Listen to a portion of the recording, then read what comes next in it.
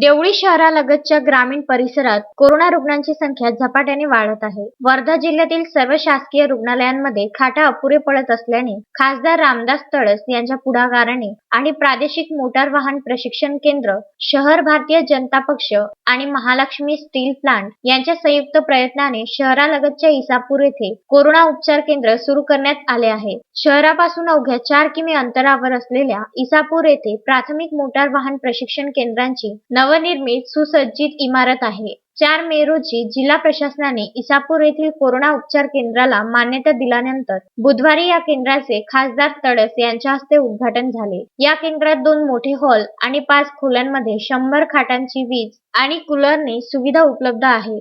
या प्रसंगी झालेल्या छोटेखानी समारंभामध्ये खासदार तडस यांनी कोरोना महामारीच्या विषद स्थितीची माहिती दिली. रुग्णालयामध्ये गर्दी असल्याने उपचारासाठी फिरणाऱ्या सर्व कोरोना रुग्णांना त्वरित उपचार मिळावे असे देशाचे पंतप्रधान नरेंद्र मोदी यांची इच्छा असल्याचे खासदार तडस यांनी आपले मत व्यक्त केले.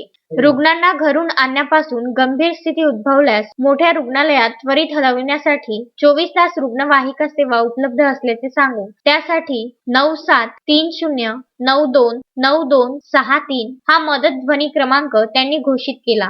कोरोनाचा पॉझिटिव्ह झालेला पेशंट या ठिकाणी आणतो. समजा तो पेशंट जास्त असला तर ऑक्सिजनची सुद्धा व्यवस्था पाहिजे. मग ते सुद्धा आम्ही तयारी या ठिकाणी केली आहे. त्या ठिकाणचे कर्मचारी असो त्यांना सुद्धा आम्ही पत्र देऊ का आपल्या गावातली जर कोणी या ठिकाणी पेशंट यायला तयार असेल, कोरोना झालेली माहिती आम्ही तयार असेल तर आम्ही आणण्याकरता तयार आहोत. अशी व्यवस्था आम्ही या ठिकाणी केली आहे. मी जिल्हाधिकारी साहेबांना विनंती केली तर कम से कम 10 बेडचं ऑक्सिजन सेंटर या ठिकाणी दिलं. तसा एक हॉल आपण शिल्लक ठेवला आहे. अश्विन शहा, विदर्भ न्यूज, वर्धा.